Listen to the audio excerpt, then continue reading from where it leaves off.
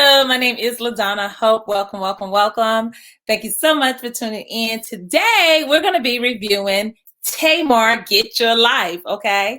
So what we're going to do is we're going to be reviewing it from a coaching perspective. I'm going to be looking at things and events that took place on the show.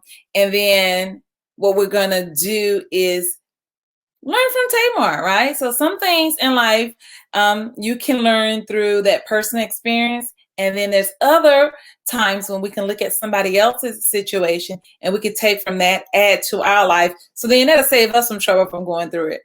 Now, I chose to do Tamar because I really like Tamar. Tamar, she's one of those type of people that you either have a love-hate relationship with. It's just that simple and that easy. She has a very big personality, so you're going to either like her or you're just not. And of course, you know, she is in the news. There's a lot of stuff that's going around in reference to personal circumstances. Those things I'm not going to necessarily touch on. I want to just really kind of touch on what we see in Tamar's Get Your Life, the journey to a better self. I like the concept of the show, taking on where you at right now and doing the work to get you to a better version of yourself. A better version of yourself.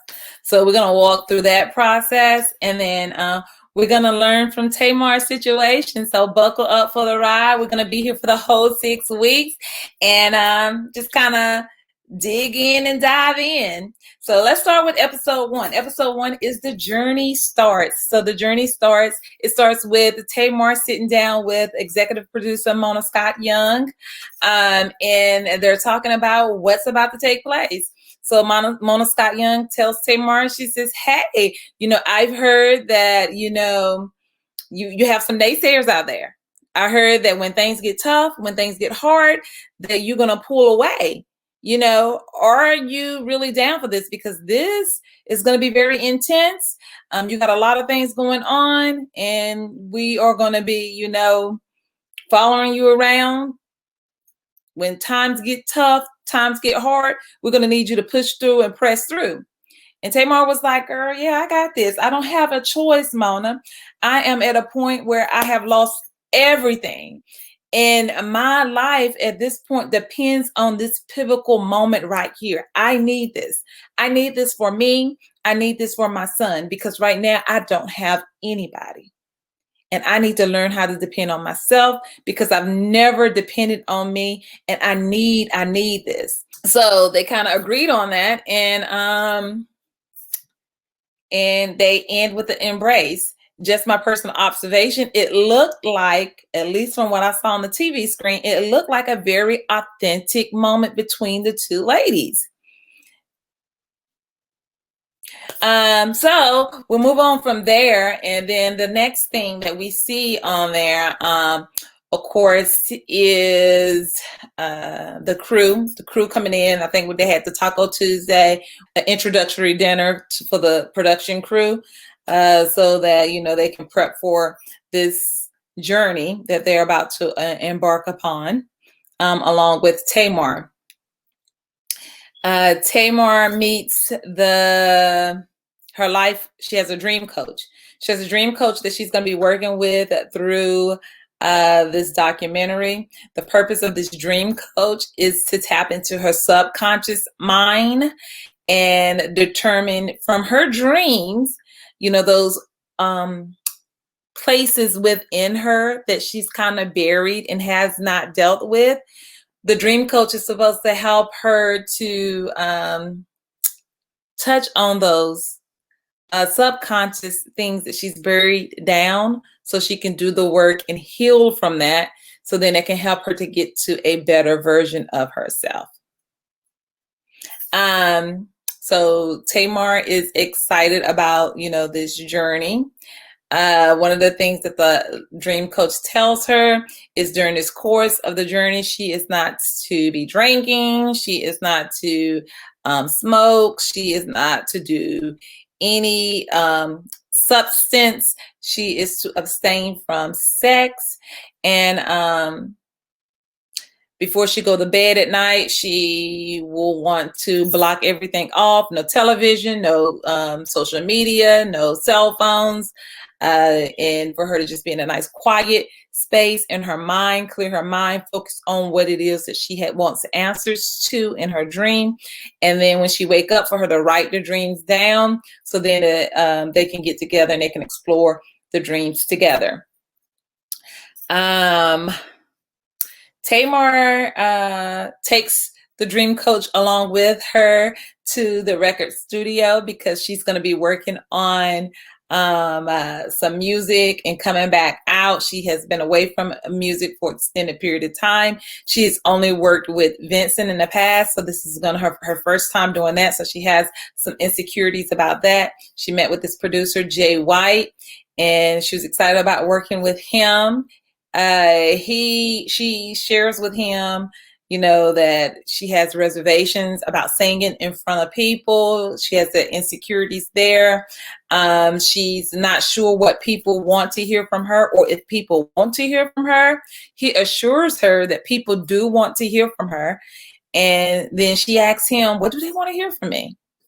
What do they want to hear from me? Which was very enlightening to see that, because it shows that, she did have some uncertainties there, and she's showing the insecurities that she has in regards to, what it is that, she can deliver. And how many of us can relate to that? How many of us can relate to not knowing our full worth, not knowing that we have whatever it is that we need inside of us? We already got it. And sometimes our biggest naysayers or reservations, persons that kind of hold us back, is our mind. It's all in our mind. So she asking Jay, because she's looking for some sort of validation from him. Can you please tell me what people want to hear from me? And he says, I know people want to hear from you. As far as what they want to hear from you, I don't know. But what you can do is you can give them something from you that they don't even know that they need from you. Let's say that again. He says, I don't know what they want from you, but what you can do is you can give to them what they don't know that they need from you. And she felt that. That was a word for her. She went, she shouted, she did her praise dance, because that resonated with her. That resonated with her like, wow, yeah, I need to give them something, that they don't know that they need from me. And I can deliver that. So she shares with him, she's ready to go to work, but she cannot work in the studio. He thought that she had brought some stuff, but she was looking at him to have had some work for them. So they kind of had to work through that to say, hey, this is what we need. I need you to help me with what music I'm going to be singing. I also can't work here in the studio because I cannot be around smoke. So he shows up the next day. She loses her voice, so she's not able to perform. It was the nerves. Her nerves was getting to her, and she started to feel it physical. That stress that she allowed to build up in her head. How many of us can relate? Sometimes the battle is just really up here. And once we can resolve it from in our head, then that allows us to be able to deal with it in the physical. So they had to cut the day short. Production had a schedule, and she had to tell the production, look, I can't talk. I can't do anything right now. I'm not filming with my sisters. I don't have anybody. This is just a one-woman show. I can't talk. We got to stop production right now. So then it goes on to the next day. The next day, her and the life coach, she sits sitting down with the life coach, or her dream coach. I don't know why I keep wanting to call her a life coach. The dream coach.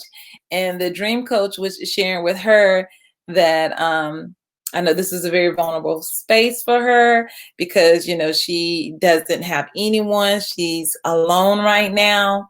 And that, she's going to have to, trust herself in this process.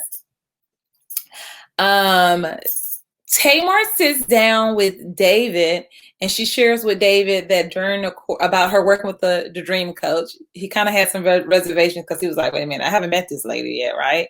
And she was explaining with him, that for her to do this, it's going to require her to abstain from certain things. And when she shared with him about no intimacy, he kind of really wasn't feeling it. But, this journey really isn't about David. He is a supportive person as her partner on this journey. But this journey is really about Tamar. Tamar having to go through this journey. For her to deal with, certain things and to prepare her for, that next better version of herself, to help her to overcome certain obstacles that she has been dealing with.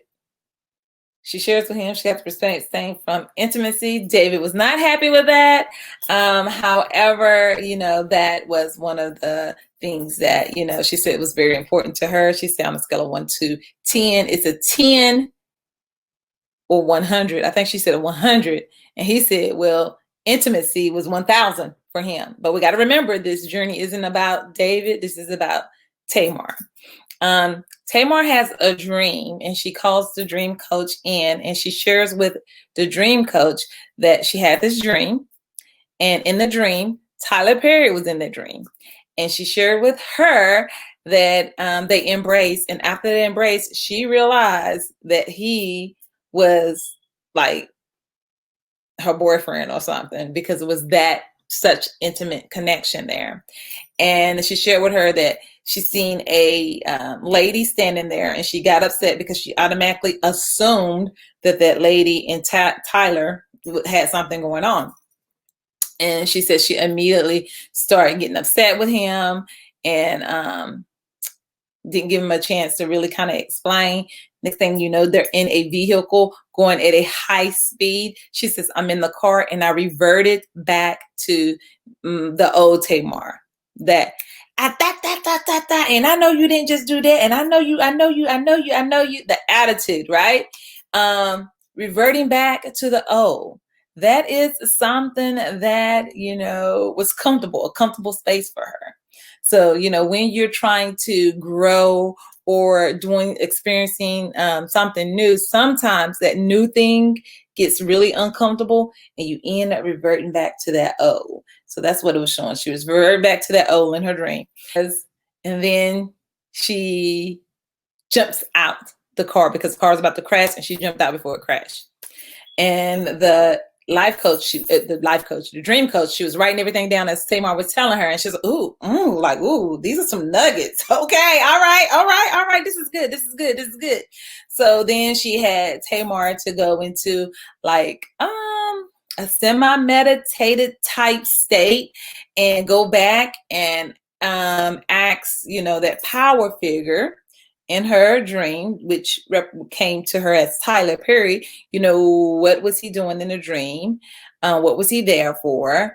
And then she asked these series of questions. And through this exercise that she took Tamar through, Tamar began to get emotional because she realized that the lady that was there, the interior decorator who never spoke, was an angel. And the angel was there to protect her. Protect her from what? She needed a minute. She went to the bathroom. She was emotional.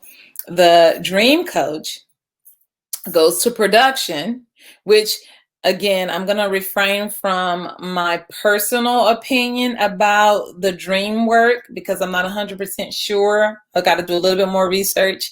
And of course, I share that during the course of our journey together. But one of the things, at least as a life coach, from my life coach experience, one of the things that we're taught as a life coach that I did see her do with Tamar is, one, you have to know your client's intention. So her intentions was clear. Two, you have to meet your client where they are at. And that's what she was doing. And then you have to have trust. You have to have trust, and you have to keep your client's well-being primary.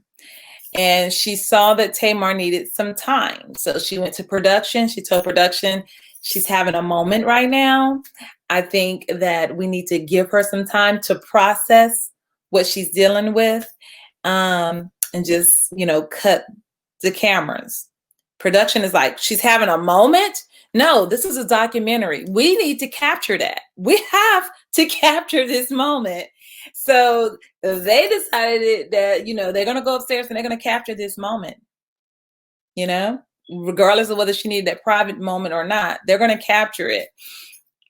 And they go up there, and Tamar, she comes out, and apparently, her in production was having a conversation that we didn't get a chance to, we wasn't privy to. But we know that they had that discussion just based off her interaction, because when she directed her comment to the production crew, she told the coach, the dream coach, she was like, excuse me, for her to kind of back up out the way, because she was looking directly at the production. And she says to them, she says, I've given you guys a lot. And she's not just talking about on this show. She's talking about over the course of the years of the reality show. I've let y'all take my child's birth. Y'all have been there through this, that, and the other. But I'm telling you, you are not going to have this moment, because whatever it is that she was dealing with, she was not ready to share.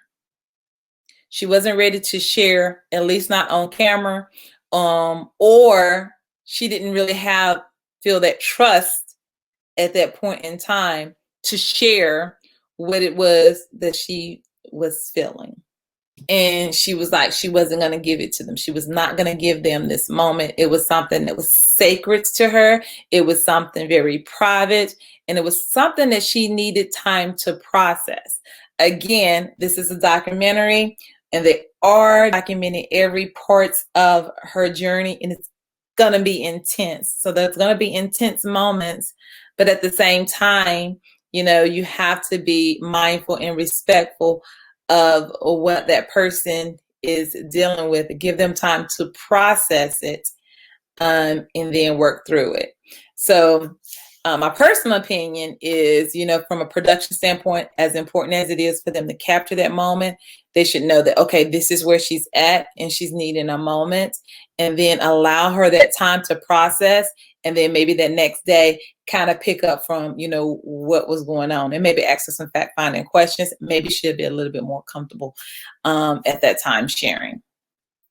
So again, the first episode, I didn't see anything that would make me side-eye Tamar or side-eye anybody. I think, again, it was a very courageous step to take to film this shifting moment of her trying to transition to this a better version of herself, while she deal with some of her insecurities in front of millions and millions of people.